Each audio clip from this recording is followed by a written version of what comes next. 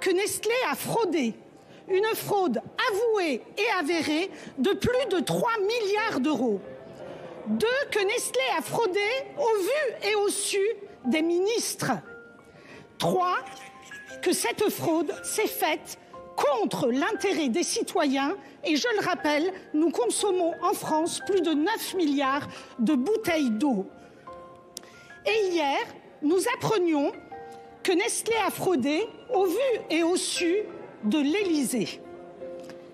Depuis 2017... Ils ne font pas ça pour informer ou pour libérer ou pour émanciper.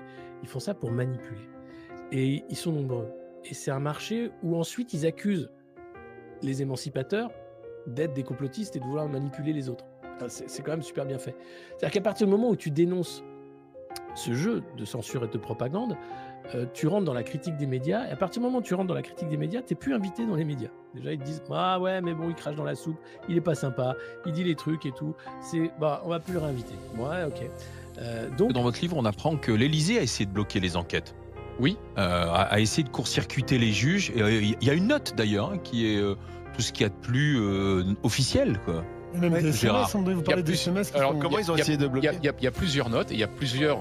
On met à jour plusieurs tentatives d'obstruction du travail des magistrats.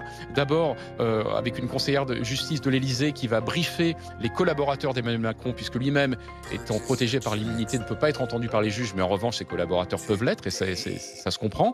Eh bien, on va leur faire réciter un texte, en fait. On va leur faire apprendre quasiment par cœur un texte. D'ailleurs, on publie des extraits des différentes auditions. C'est les mêmes, c'est des copier-coller.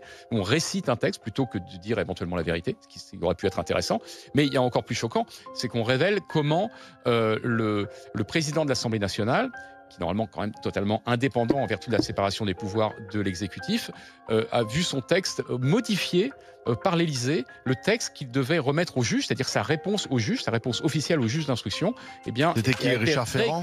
Oui, Richard Ferrand. Sa copie a été réécrite par l'Élysée pour être dans les clous et donner une version qui corresponde au vœu d'Emmanuel Macron. Et c'est vrai que sur le principe, juste sur le principe, c'est extrêmement choquant parce que c'est une violation pure et simple de ce qu'on appelle la séparation des pouvoirs. Voilà.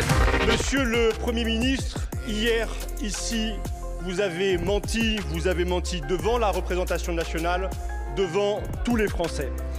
Je vous ai interrogé sur votre conduite face à la révélation d'agressions sexuelles, de violences et de viols commis sur au moins 112 élèves de l'établissement privé béarnais Notre-Dame de Bétarame.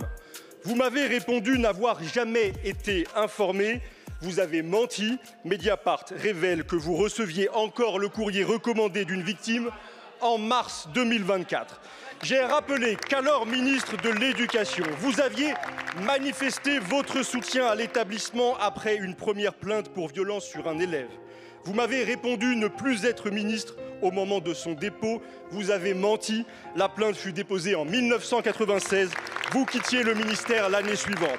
Monsieur le Premier ministre, vous avez menti aux députés pour dissimuler votre connaissance de violences sur des enfants que vos responsabilités passées vous imposaient de dénoncer.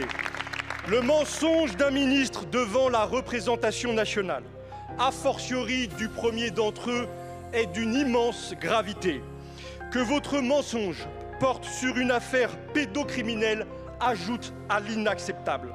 Allez-vous, Monsieur le Premier ministre, en assumer toutes les conséquences et présenter votre démission?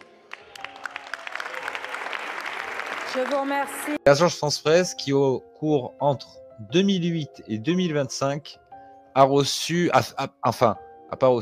fait pour 9,9 millions de contrats avec l'USAID. Voilà. Donc voilà, et après on va vous parler... L'agence France Presse, il faut savoir quand même que c'est la bible du journalisme mainstream. Julien Pain et toutes ces guimauves ne voient que par l'agence France Presse. Ils recopient des dépêches, les reformulent et ça leur va bien. Donc vous pensez que quand vous êtes journaliste ou que vous travaillez à l'agence France Presse et qui reçoit plus de 9 millions de dollars en plusieurs années de la part de l'État américain, est-ce que vous pensez que vous êtes crédible quand vous allez dire que l'agence France Presse va peut-être sortir un article un peu critique sur les États-Unis quand on sait que c'est un bailleur de fonds de cette agence? Ils perdent toute crédibilité. Ils perdent toute crédibilité parce que, pour le coup, eh bien, l'agence France Presse reçoit de l'argent du gouvernement, indirectement du gouvernement américain à travers l'USAID.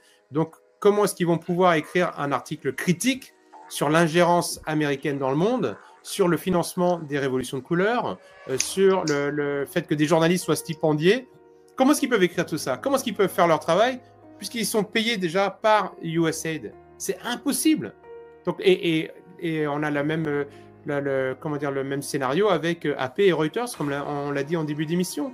Donc, et voici des agences de presse, elles ne sont pas nombreuses, qui font la pluie et le beau temps dans le monde entier. Il n'est pas inhabituel de prendre Libé, Le Monde, Le Figaro et de voir le même article de Reuters ou de l'AFP qui est copié-collé, parce qu'on ne fait plus de vrai journalisme aujourd'hui, et on le copie-colle et puis c'est tout. Et c'est la même agence qui fournit tout le monde en information. C'est tellement plus simple.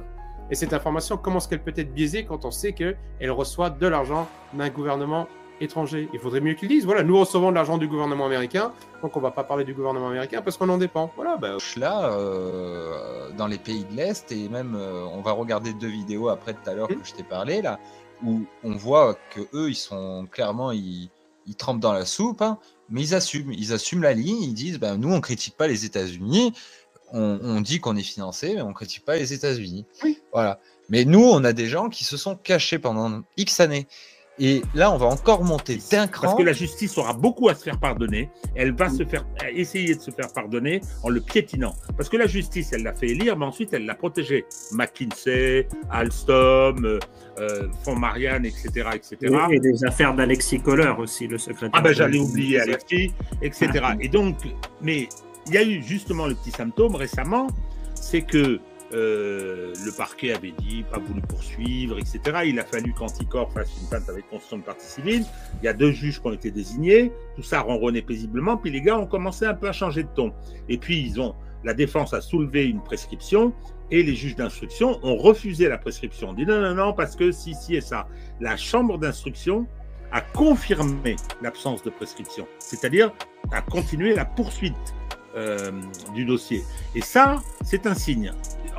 Il y a 2 ans, ils se seraient débarrassés du truc comme ils le font systématiquement. Quand on fera le bilan c'est comme pour l'apologie du terrorisme, hein. On poursuit uniquement d'un côté.